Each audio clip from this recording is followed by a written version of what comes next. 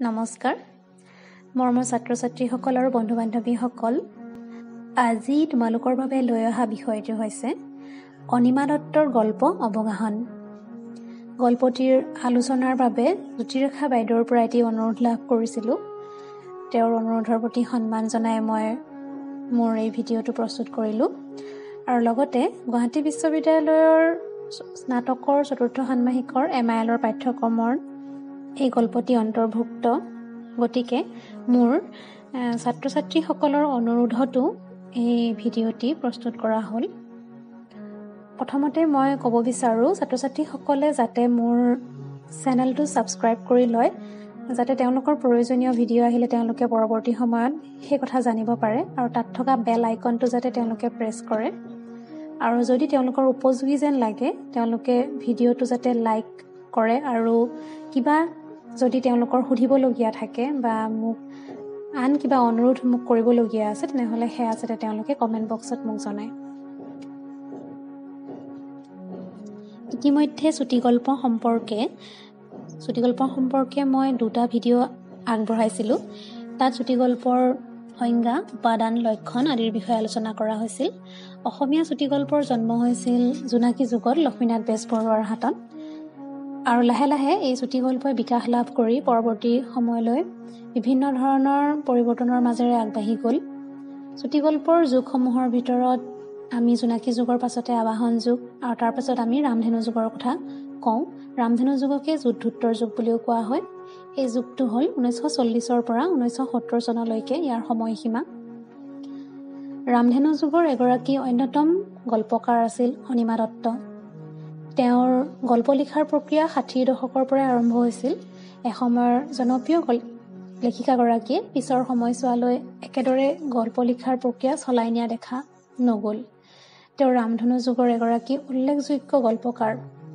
তেওঁৰ যদিও কম পৰিমাণৰ গল্প তেওঁ ৰচনা কৰিছে, কিন্তু তাৰ জৰিয়তে তেওঁ সকলোৰে দৃষ্টি আকৰ্ষণ কৰিবলৈ সক্ষম হৈছিল। বাস্তৱ জীৱনৰ পটভূমিত লিখা গল্পসমূহৰ ভিতৰত অৱশ্যম্ভাৱী, সূৰ্যসম্ভৱা, বিষণ্ণ বিস্ময়, উত্তৰণ আৰু অৱগাহন তেওঁৰ উল্লেখযোগ্য গল্প। তেওঁৰ দুখন গল্পপুথি দুখনৰ নাম হৈছে কাঞ্চনজংঘা আৰু বেলি ফুলৰ সপোন। অনিমা দত্তৰ এই অৱগাহন নামৰ গল্পটি কাঞ্চনজংঘা পুথিখনৰ অন্তৰ্গত। অৱগাহন গল্পটোৰ সম্পৰ্কে আলোচনা কৰাৰ আগতে আমি অনিমা দত্তৰ গল্পৰ কিছু বৈশিষ্ট্য জানি লোৱাটো ভাল। ৰামধেনু যুগৰ গল্পকাৰ অনিমা দত্তৰ গল্পত সেই যুগৰ গল্পৰ বা চুটিগল্পৰ অন্যতম বৈশিষ্ট্যসমূহ আমি লক্ষ্য কৰোঁ।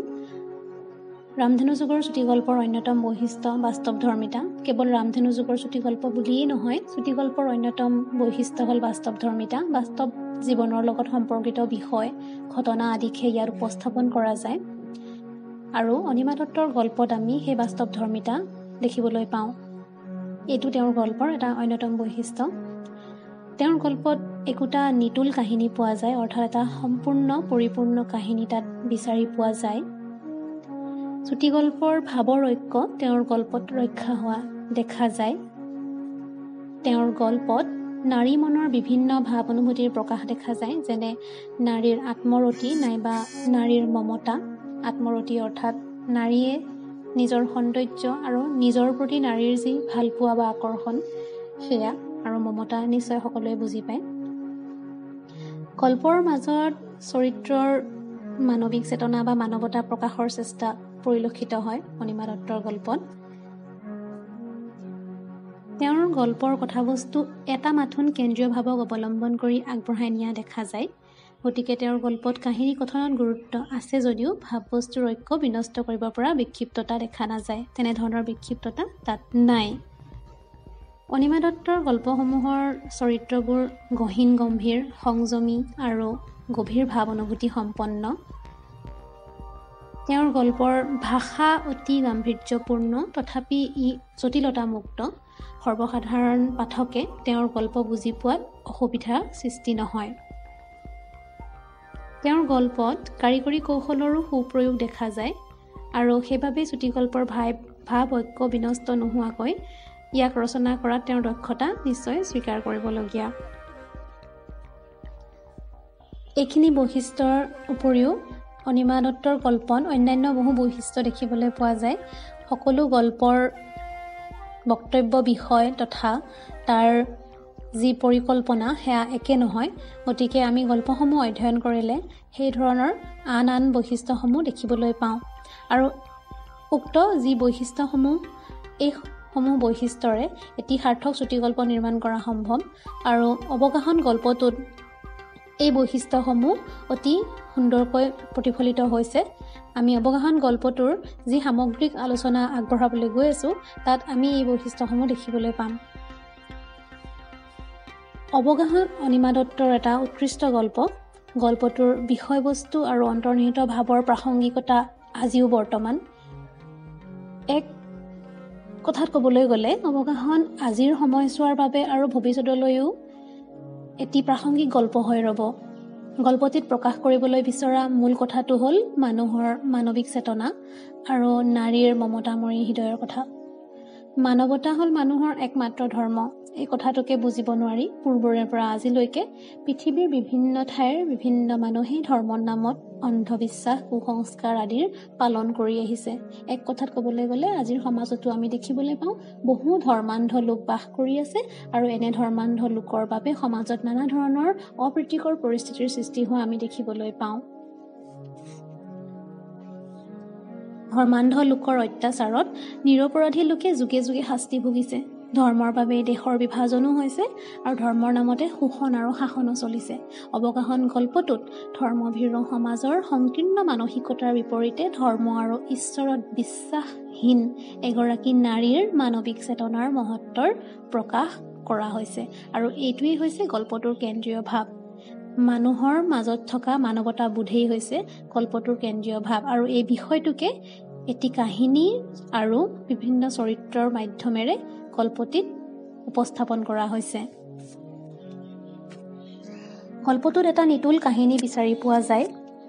গল্পটো যদিও এটা কাহিনী আছে তথাপি এই গল্পটোক চৰিত্ৰ প্ৰধান গল্প বুলিহে আমি ক'ব পাৰোঁ। অৰ্থাৎ গল্পটোত যি কাহিনী কৈ থকা হৈছে সেই কাহিনী এটি চৰিত্ৰই কৈ আছে, বৰ্ণনা কৰি আছে আন এটি চৰিত্ৰৰ বিষয়ে, আৰু কাহিনীটো সেই চৰিত্ৰটোৰ সম্পৰ্কে বৰ্ণনা কৰা কথাখিনিয়েই।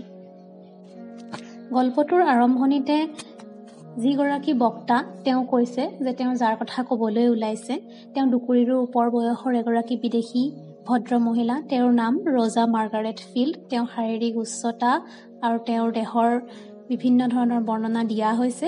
তাৰ উপৰি গোটেই গল্পটোত তেওঁৰ যি কলাসুলভ মন, তেওঁৰ সেই মনৰ বৰ্ণনা দিয়া হৈছে। তাৰ উপৰি তেওঁৰ সাহিত্য সংস্কৃতিৰ প্ৰতি থকা অনুৰাগ সেই কথাও সুন্দৰকৈ বৰ্ণনা কৰা হৈছে। এই কাহিনীভাগ বৰ্ণনা কৰি গৈছে বিদেশী মহিলাগৰাকীৰ বান্ধৱী গীতাই। বান্ধৱী নাইবা তেওঁক আত্মীয় বুলিও ক'ব পৰা যায়। ৰজা মাৰ্গাৰেট ফিল্ড নামৰ 5 ফুট ওখ লনী দেহৰ হেতা নীলা চকুৰ মহিলাগৰাকী যেন গীতাৰ বাবে এটা সাঁথৰহে আছিল সদায়। গল্পটোৰ কাহিনীটোত গীতাই মিছেছ ফিল্ডৰ লগত চহৰত অনুষ্ঠিত চিত্ৰ প্ৰদৰ্শনীত চিনাকি হোৱাৰ পৰা তেওঁৰ লগত পাৰ কৰা বহুকেইটা দিনৰ কথা কৈছে। আত্মীয়তা গঢ় লোৱাৰ পৰা মাজে মাজে গীতা তেওঁলোকৰ চহৰৰ পৰা বহু আঁতৰৰ হাবিতলীয়া অঞ্চলত সৌন্দৰ্যমধুৰ পৰিৱেশত থকা পুৰণি অট্টালিকাটোলৈ গৈছিল। অসমত প্ৰথম চাহ খেতি হোৱা দিনৰে পুৰণি প্ৰাসাদ উপম অট্টালিকাটো মিছেছ ফিল্ডে কেনেদৰে সজাইছিল সেই কথাৰ বৰ্ণনাও আছে।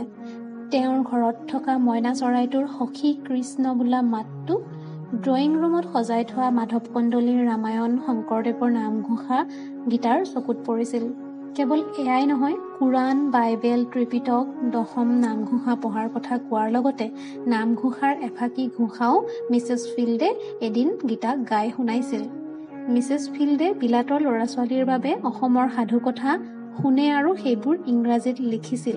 কেৱল এয়াই নহয়, তেওঁ বঙলাৰ বুঢ়া চকীদাৰ ৰামলালৰ ছবি এখন নিজ হাতেৰে পেঞ্চিলেৰে অংকন কৰি ড্ৰয়িং ৰুমৰ বেৰত আঁৰি থৈছিল। তেওঁ কৃষ্ণ শব্দৰ অৰ্থ গীতাক সুধিছিল। তেওঁ মাজুলীলৈ ৰাস পূৰ্ণিমা চাবলৈ গীতাক লগ ধৰিছিল আৰু তাত গীতাৰ মনলৈ মাৰ্গাৰেট ফিল্ডক লৈ এটি পৃথক চিন্তা আহিছিল। অসমীয়া সমাজৰ এগৰাকী সাধাৰণ ছোৱালী হিচাপে গীতায়ো মাৰ্গাৰেট ফিল্ডক এগৰাকী খ্ৰীষ্টিয়ান ধৰ্মাৱলম্বী নাৰী বুলিয়ে ভাবিছিল। কিন্তু মাজুলীত ৰাস পূৰ্ণিমা চাবলৈ যোৱাৰ সময়ছোৱাত কথাৰ প্ৰসংগত এদিন ছাৰ্ভিচলৈ যোৱাৰ কথা সোধোঁতে গীতাই এই কথা জানিবলৈ সক্ষম হয় যে মাৰ্গাৰেট ফিল্ড প্ৰকৃততে খ্ৰীষ্টিয়ান ধৰ্মাৱলম্বী নহয়। মাৰ্গাৰেট ফিল্ডে সকলো ধৰ্মৰে ধৰ্মমূলক গ্ৰন্থসমূহ পঢ়ে আৰু তেওঁ সাহিত্য সংস্কৃতিৰ প্ৰতিও অনুৰাগী। কিন্তু তেওঁ যে কোনো নিৰ্দিষ্ট ধৰ্মৰ প্ৰতি আস্থা নাৰাখে বা আস্থা পোষণ নকৰে সেই কথা সেইদিনাহে গীতাই জানিবলৈ সক্ষম হৈছিল। আৰু এই কথা জনাৰ সময়ত নিশ্চয় সৰ্বসাধাৰণ লোকৰ দৰে গীতাৰ মনতো এক বিদ্বেষ ভাৱৰ অংকুৰণ ঘটিছিল।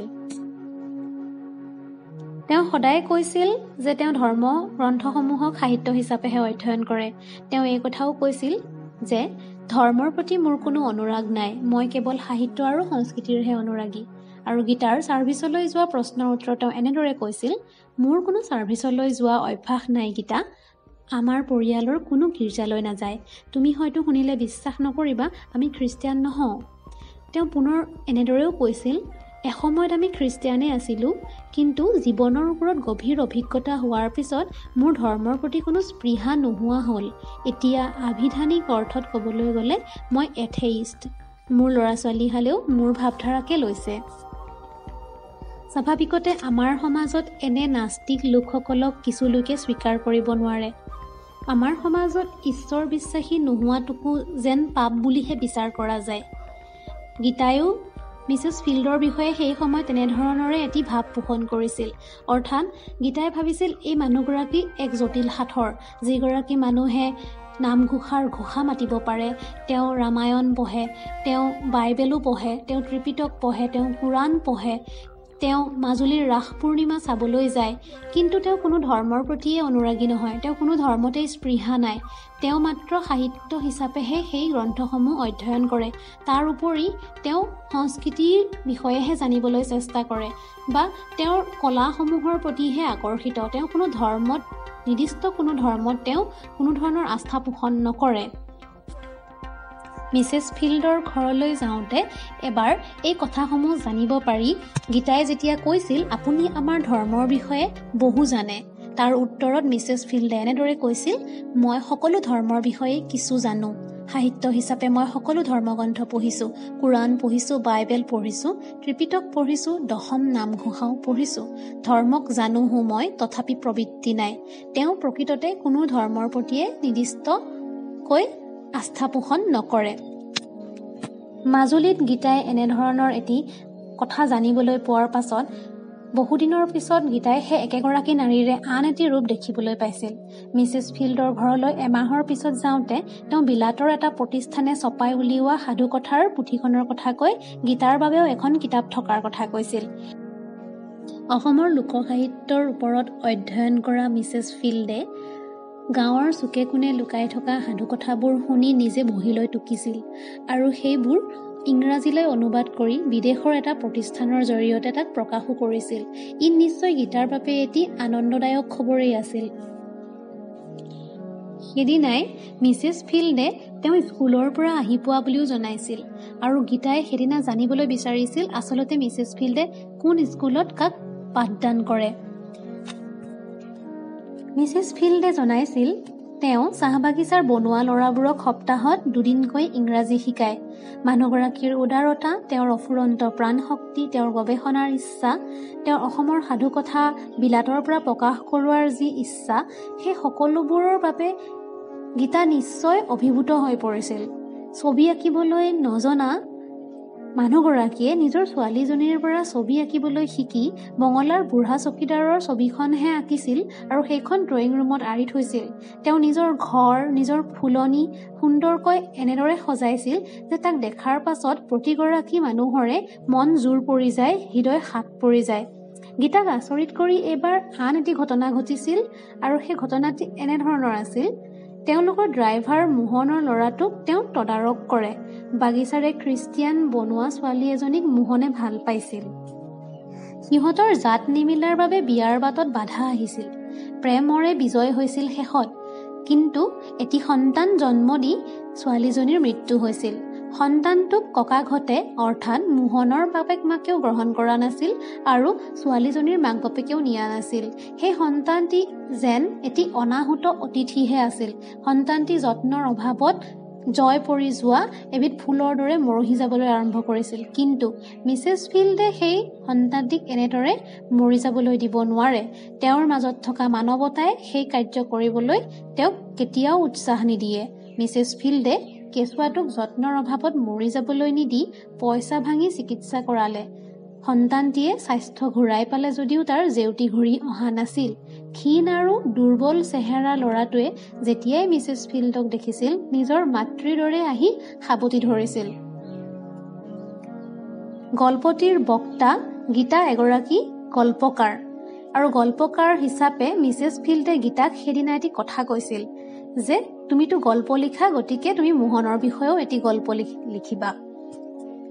এই মোহনৰ সন্তান পৃথিৱীৰ অনাহুত অতিথি যেন বুলি সকলোৱে ভবাৰ পাছতো এই সন্তানটিক নিজৰ নিচিনাকৈ আদৰি লওঁতে মিছেছ ফিল্ডে কিন্তু কোনো হিন্দু নাইবা খ্ৰীষ্টিয়ান ধৰ্মক দেখাই নাছিল। তেওঁ মাত্ৰ দেখিছিল একমাত্ৰ ধৰ্ম মানৱতা। গীতা নিৰ্বাক হৈ পৰিছিল আৰু মিছেছ ফিল্ডৰ মমতাময়ী হৃদয়ৰ এক সনাতন পবিত্ৰ মাতৃৰূপ তেওঁ দেখিছিল। এই মানৱতা, এই মমতা পৃথিৱীৰ সকলো ধৰ্মৰে ঊৰ্ধত। এই মানৱতা আৰু মমতা কৰুণা আৰু স্নেহেৰে সিক্ত। মিছেছ ফিল্ডৰ জীৱনৰ মূলমন্ত্ৰই আছিল মানৱতাবোধ। ধৰ্মান্ধ লোকক তেওঁ শ্ৰদ্ধা নকৰিছিল। যি ধৰ্মই ঘৃণাৰ পাঠ পঢ়ায় তেনে ধৰ্মৰ প্ৰতি কোনো অনুৰক্তি তেওঁ নাছিল। তেওঁ এই অনুৰক্তি কেতিয়াবাই হেৰুৱাইছিল।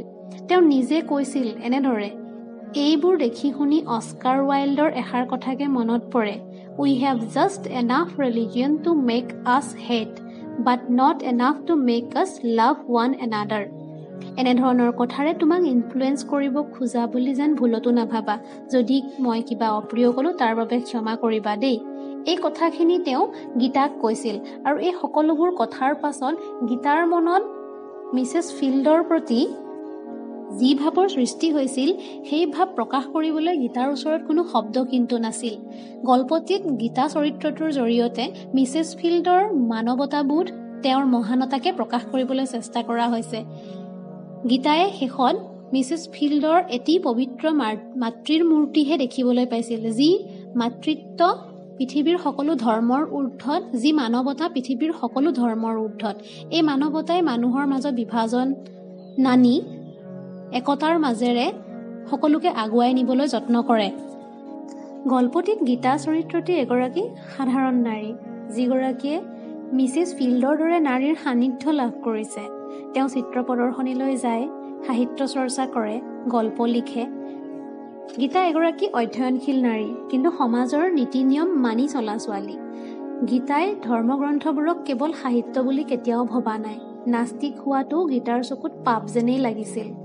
মিছেছ ফিল্ডৰ উদাৰতাৰ পৰিচয় পোৱাৰ আগলৈকে গীতাৰ এই ধৰণৰ ধাৰণাই আছিল, কিন্তু মিছেছ ফিল্ডৰ সান্নিধ্য লাভ কৰাৰ পাছত, তেওঁৰ উদাৰতা আৰু তেওঁৰ মহানতা জনাৰ পাছত গীতাৰো ধাৰণাৰ পৰিৱৰ্তন হৈছিল।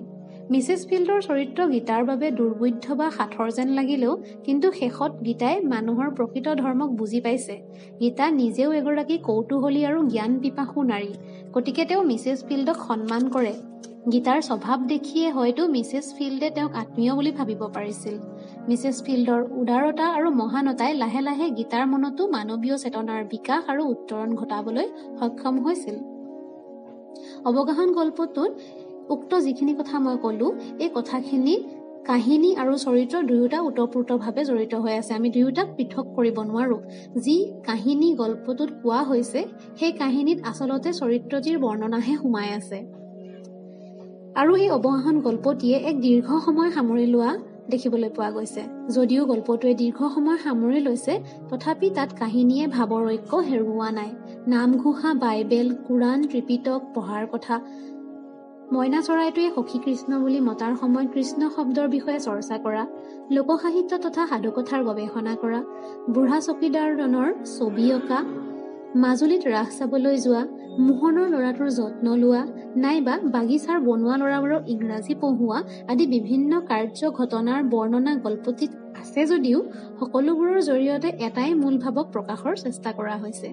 গল্পটোৰ কাহিনীয়ে দীৰ্ঘ সময় সামৰি লোৱাৰ পাছতো একক পৰিণতিৰ দিশলৈ গতি কৰিছে।